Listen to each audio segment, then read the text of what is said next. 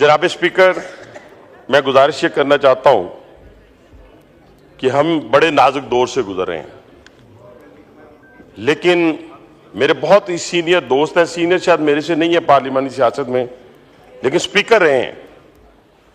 2 दिन पहले जो इन्होंने यहां पे स्पीच की है और इसमें पख्तून कार्ड खेलने की कोशिश की है, मैं बार बार इनको कह रहा हूं कि ये जुबान की बुनियाद के ऊपर, सुबाइयत की बुनियाद के ऊपर ये सारे कार्ड इस पाकिस्तान में पहले दुश्मन खेल चुका है। किसी ने फिरका वारियत की बुनियाद के ऊपर, किसी ने जुबान की बुनियाद के ऊपर और किसी ने सूबों की बुनियाद के ऊपर। ये जो आप खेल खेल रहे हैं, ये एक नाजुक खेल है। इसको पाकिस्तान की सालमियत पर अगर आंच आ रही है तो खुदा के लिए अपने इक्तदार की खातर ये कहना छोड़ दें। अच्छे बच्चे बने हैं, 8-10 दिन हुए आपको अच्छे बच्चे बना हुआ, तो आप अच्छे बच्चे बने रहें। दूसरा, अगर किसी को भी कोई जिच पहुंची है सियासी तौर के ऊपर तो उसका सियासी मुकाबला करें।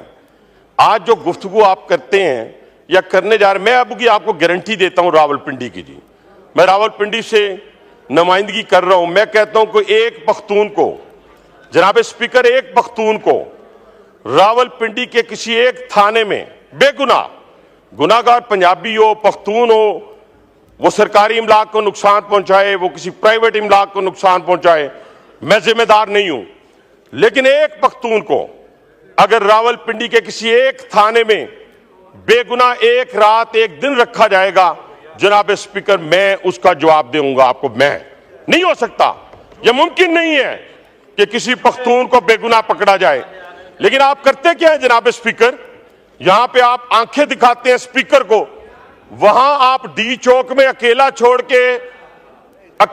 के भाग जाते हैं। आप डी चौक के अंदर कारकुनान को छोड़ के भाग गए, आप वालदा मोहतरमा को छोड़ के भाग गए। मैंने ऐसे बेटे, ऐसे बच्चे आज तक नहीं देखे जो अपनी वालदा मोहतरमा को छोड़ के भाग जाएं।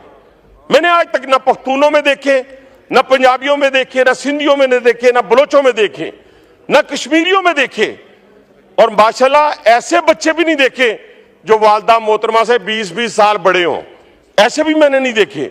लेकिन चले, कोई बात नहीं, आपने छोड़ दिया, आपका अंदरूनी मामला है। लेकिन वो जो गुस्सा है वो हम पे क्यों निकालते हैं आप असेंबली को कहते हैं जी कोई फायदा नहीं है, तो रिजाइन करें, सुबह आज रात को रिजाइन करें, जाएं, जाके लोगों के पास जाएं। मैंने तो कुछ कहा ही नहीं आपको, रिजाइन करके जाएं और इस असेंबली को छोड़ दें, तो हम मानते हैं कि जी फायदा कोई नहीं है। लेकिन यहां पे खड़े होकर और आपकी जो बाहर बैठी हुई फैक्ट्री हैं जिस तरीके से इस पाकिस्तान की सालमियत से खेल रहे हैं, आपके बारे में तो कोई शक ही नहीं रहा। बीएलए भी वही नुकसान पहुंचा रही है पाकिस्तान को, ख्वारिज भी वही नुकसान पहुंचा रहे हैं पाकिस्तान को, और पीटीआई भी वही नुकसान पहुंचा रही है पाकिस्तान को। उसकी बुनियादी वजह जनाब स्पीकर, उसकी बुनियादी वजह क्या है मैं बताता हूं। इन बच्चों को तो पता ही कुछ नहीं है खेल कहां से खेला जा रहा है, इनको नहीं मालूम।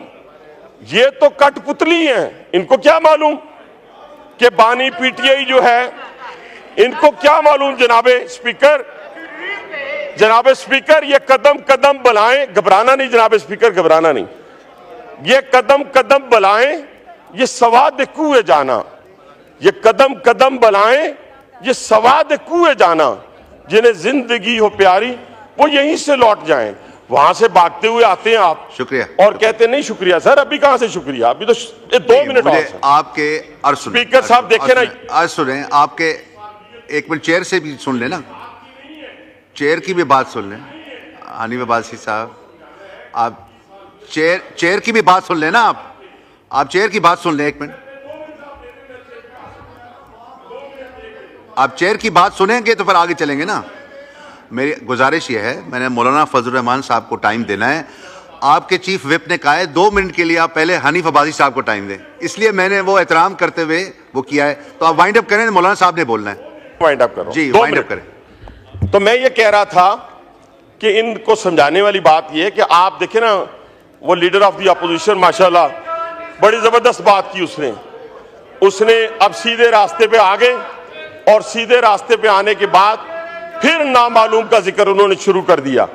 और मैंने उन्हें कहा, मेरे दोस्तों, मेरे भाइयों, आपकी सारी बुनियादें जो हैं इस मुल्क को खोखला करने की बुनियादें मेरे दादाबू ने नहीं रखी है, अल्हम्दुलिल्लाह, ये इनके दादाबू ने रखी है सारी की सारी बुनियादें। ये कल भी जो सकूते ढाका के ऊपर बात कर रहे थे और इनका सोशल मीडिया जो आज वहां पे बातें करता है, और खास तौर पे एक में बड़ी अफसोसनाक बात है जिसको मैं कंडेम करता हूं, जिसको हमने बचपन से पढ़ा। हमने शहीद राशिद मिनाज को पढ़ा कि वो कैसे शहीद हुए। आज पूरी पीटीआई उनकी शहादत के ऊपर सवालिया निशान लगा रही। हमारी आने वाली नस्लों को, हमारे बच्चों को झूठ पर मबनी इनकी जितनी लिस्ट आई है मिसिंग पर्सन की, जनाब स्पीकर, आए इनसे कहें यहाँ पे एक एक का नाम लें। कोई अडियाला जेल में है, कोई अटक में है, कोई जेलम में है, और बाकी सारे रिलीज हो गए। झूठ की बुनियाद पर कब तक आप सियासत करेंगे? झूठ की बुनियाद पर अपने इक्तदार के लिए इस पाकिस्तान को कब तक आप दांव पे लगाएंगे?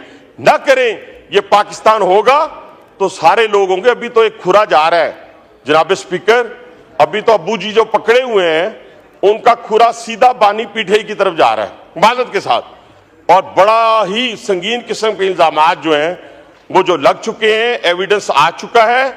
अभी तो वो किसे कहते हैं ना, पार्टी शुरू हुई है और इंशाअल्लाह ताला ये मंतकी अंजाम तक पहुंच रहे हैं।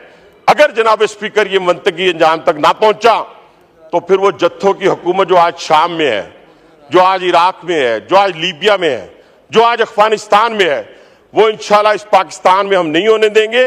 और ये भी ये तसव्वुर कर लें, रोज ये कहते हैं जी बांग्लादेश बनाने जा रहे हैं, शाम बनाने जा रहे हैं। और भाईजान, आप 10,000 बंदों के साथ अपने इनकलाब को बर्पा नहीं कर सके तो आपने बांग्लादेश और शाम, और ये बांग्लादेश की ना फौज है, ना शाम की फौज है, ना लीबिया की फौज है।